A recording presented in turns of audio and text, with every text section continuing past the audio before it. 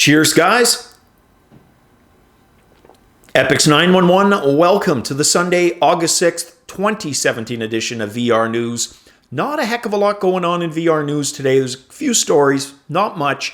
So I'm going to do things a little different. Going to roll them into a series that I promised I was going to resume, and that was going to be today, a weekly VR gaming recap series. Going to roll that into one, starting with the games, then we'll get into the news. As always, you guys can use the timeline if you're not interested in the gaming portion, or vice versa. You can check out what you want to check out. So guys, sit back, chillax, grab a bevy or not, and let's take a look at some VR games.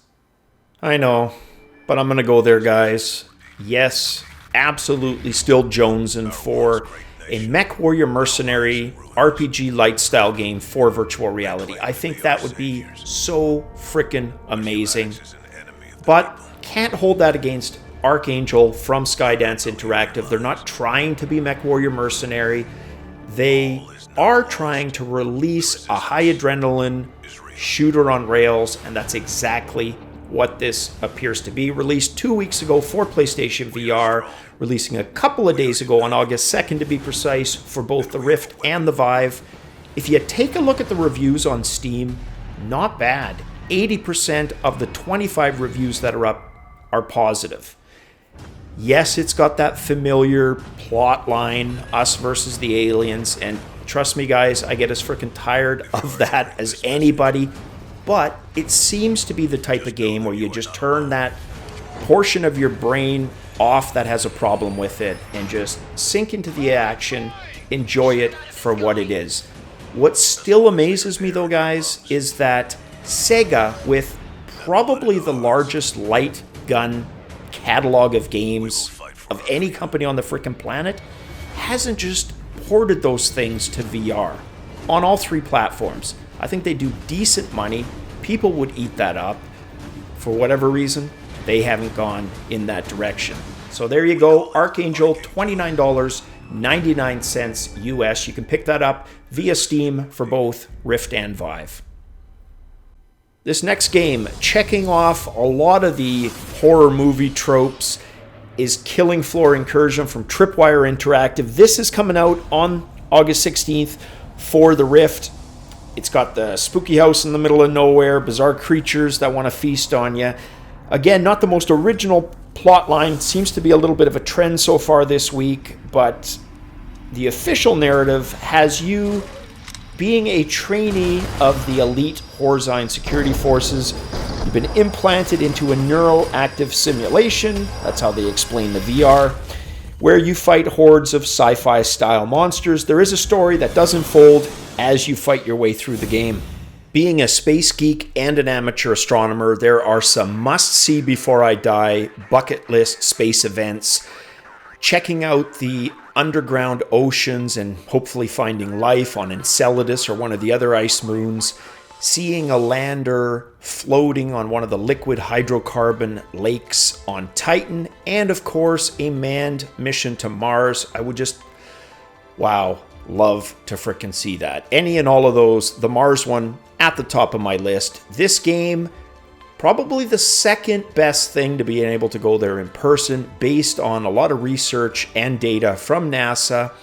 There are some bugs in this, unfortunately, that I've heard, but credit to the company. They are working quickly to fix those. $14.99 US was released about a week ago. Vive, Rift, and OSVR, billing itself as an open world exploration. And of course, that's based on the orbiter that has just massive high resolution detail of the Martian surface. So it is all based on science, which is freaking awesome.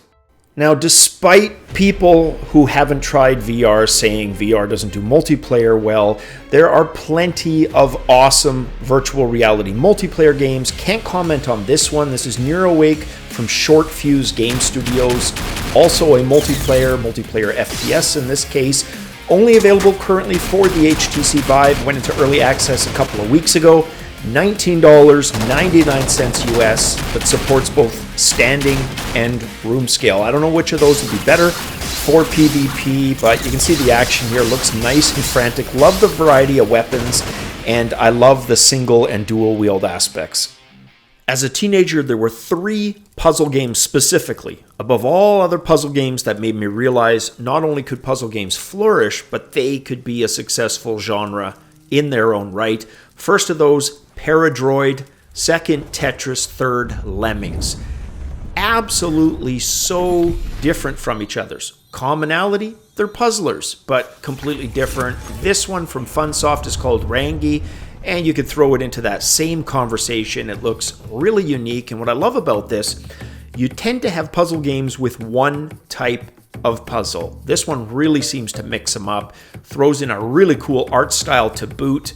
And like I said, look at the puzzles. You've got circuit-based ones, sliding-based ones, teleportation, movement, telekinesis-style ones. Just massive variety that should contribute to just some really, really fun gameplay and a really unique-looking world to explore all at the same time.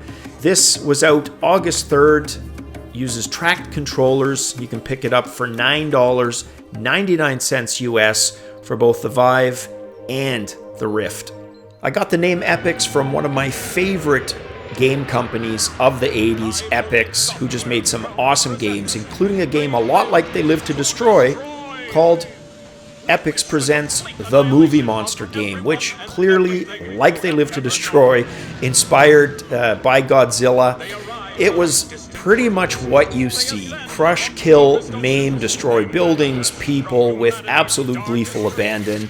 What can I say? A hell of a lot of fun when you're 14, 15 years old.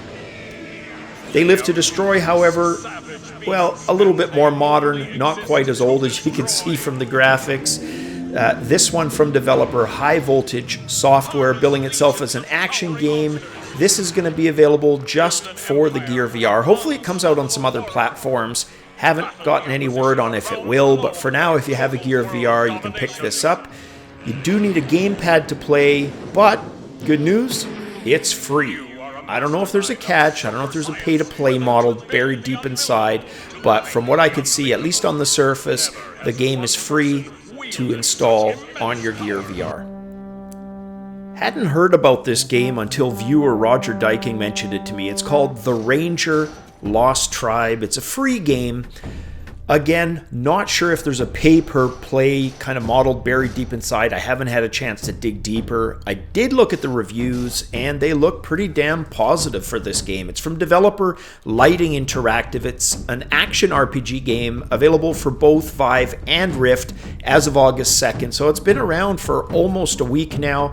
You can play this with your tracked controllers, seated, standing, or room scale. And just taking a look at the gameplay here, the graphics don't look bad at all. Looks to be teleportation style locomotion. Hopefully there's a smooth option inside there. Love the combat moves. Well, let's face it, pretty much anything to do with carnage and lots of fast mayhem action I pretty much love. Translate that to VR and I'm even happier. Archery, yeah, I'm a little fussy with my archery. Hopefully the archery in this game is good. It looks pretty decent. I love the fact that you can use shields as well. The grenade is kind of a nice little touch, but all in all, looks like a hell of a lot of fun. Definitely going to check it out. And like I said, guys, bit of a slow night. That was the games. Next news story I want to talk about is Gravity Sketch. And a little bit of a mind trip on this one. Check this out, guys. This is back in December 2016, December 2nd, which happened to be a Game and Friday. You can see Exidy there in the background. And may she rest in pieces, my beautiful arcade cabinet.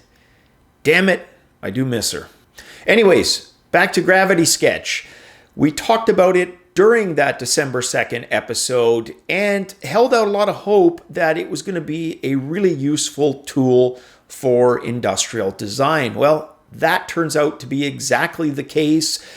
Gets a little expensive at the higher tiers. They're using a subscription-based model for everything but the lowest tier. So the lowest tier is $29.99, and you're in with limitations.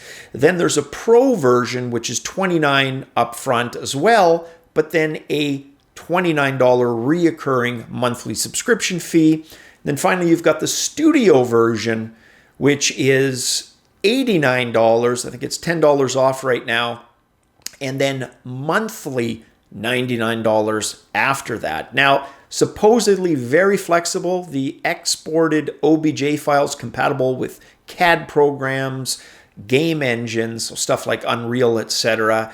Could be a very, very handy tool that really helps streamline development time for devs. Well, thanks guys for joining me on this Sunday VR news. Definitely a few games there that piqued my interest, and definitely some future quick looks in there.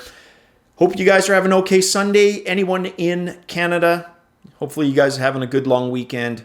As always, cheers.